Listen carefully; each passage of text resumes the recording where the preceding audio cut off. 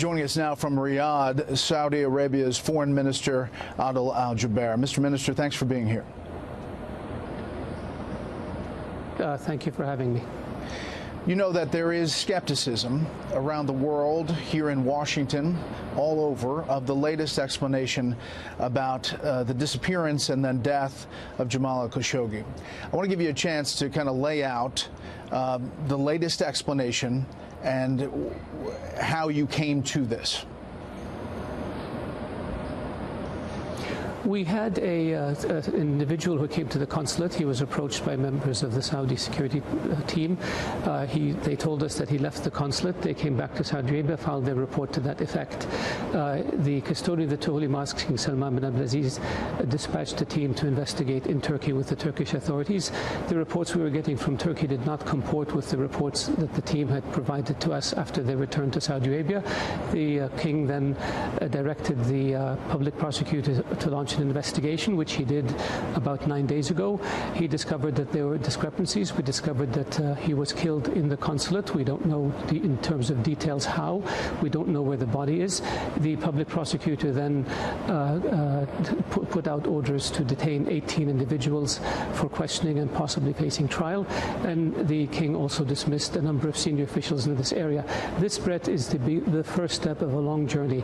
We are determined to uncover every stone. We are determined to find out all the facts, and we are determined to punish those who are responsible for this murder. And we are determined to ensure that the institution that we have that deals with intelligence has checks and balances in it, and to ensure that something like this can never happen again. You said you don't know where the body is. Someone obviously knows. Was it chopped up? Was it dismembered? Do you know that? We're working on this. We're working on this with our Turkish colleagues. The public prosecutor is continuing his line of questioning, and we are intent on determining what happened, and we're intent on uncovering all of the facts that exist in this case.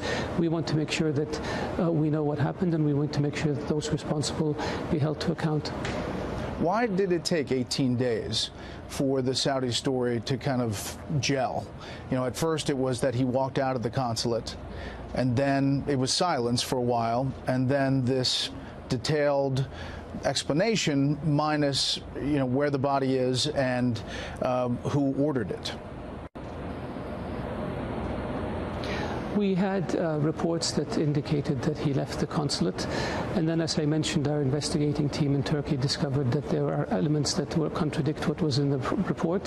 When we ascertained ourselves of this fact, then the public prosecutor launched his investigation, and he determined that the reports that was originally filed were wrong, and that there was something that happened that was criminal, and as a consequence we took the steps we took. But keep in mind, when you have a situation like this, you want the information that you put out to be as accurate as you possibly can.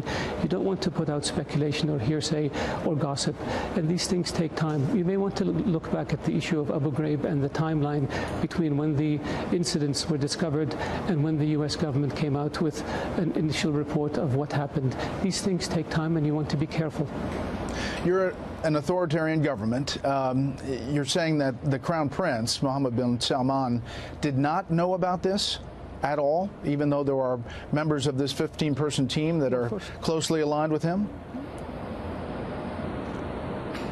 Well, Brett, first of all, we're not an authoritarian government. We're a monarchy. We have our checks and balances. We have our systems. The individuals who did this outside the scope of their authority. There obviously was a tremendous mistake made, and what compounded the mistake was the attempt to try to cover up. That is unacceptable in any government. These things unfortunately happen. We want to make sure that those who are responsible are punished, and we want to make sure that we have procedures in place that prevent it from happening again. Our history as Saudi Arabia for the past 80 plus years since the founding of the modern Saudi state, we have never engaged in such behavior, and we will never engage in such behavior. This is an aberration, this is a mistake, this is a criminal act, and those responsible for it will be punished. To the original question, did the Crown Prince know anything about it, if there were people closely tied to him involved in this operation? There weren't people closely tied to him who were involved in this operation. There were pictures of some security officers who may have been part of his security detail from time to time, but this is normal. Security people who deal in security details rotate among different officials, both domestic and foreign. So having somebody in a picture does not imply that they're close at all. The Crown Prince has denied this. The Crown Prince is not aware of this. Even the senior leadership of our intelligence service was not aware of this. This was an operation that was a rogue operation. This was an operation where individuals ended up exceeding the authorities and responsibilities they had. They made a mistake when they killed Jamal Khashoggi in the consulate, and they tried to cover up for it. Yeah. What do you say? Do you believe that the Turks have audio of what happened in that consulate? I don't know. They have said they have audio, but we haven't heard it, and I don't know any other government that has access to those audio tapes. Do you believe that the U.S. intelligence community has some kind of intercepts that suggest a high-level understanding of this operation? I don't know, and I would imagine that if they had, they would have told us about it. And so I see a lot of speculation in the press.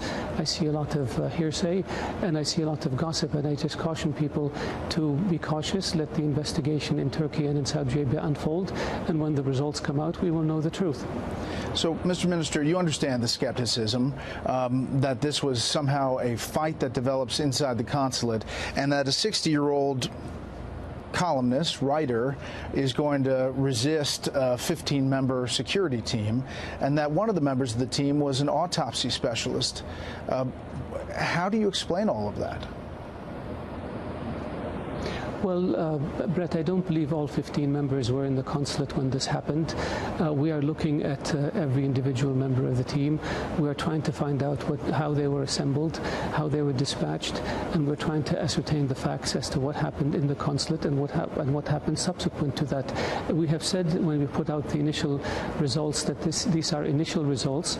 They're not conclusive. The investigation is still in its early phases, and we're determined to pursue this to the end in order to uncover the truth and make sure that everybody knows what happened, and we have the full picture, and we know who's responsible, and we hold them accountable. I'm sure you've heard lawmakers speaking out. Here's what Senator Rand Paul said today on Fox News Sunday. I feel certain that the Crown Prince was involved and that he directed this, and that's why I think we cannot continue to have relations with him.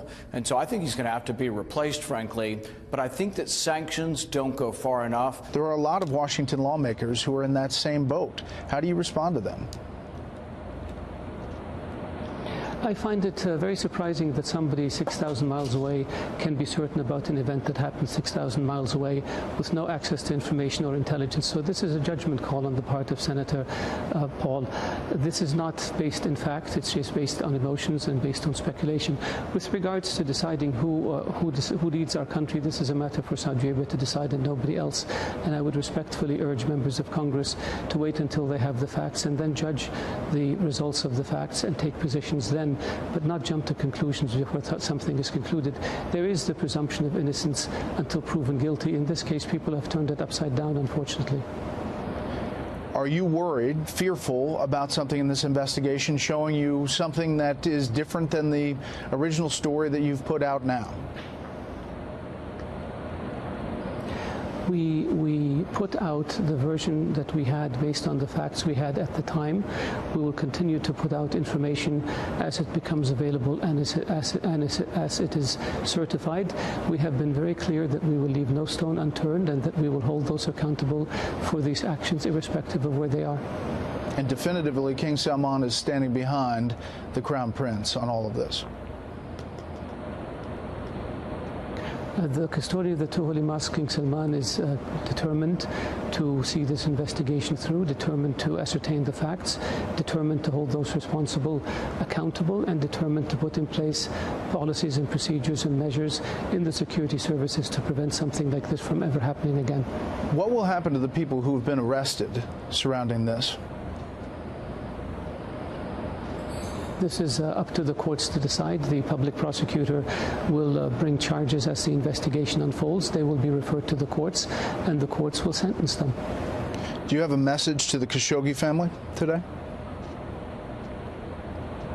Yes, this is a terrible mistake. This is a terrible tragedy. Our condolences go out to them.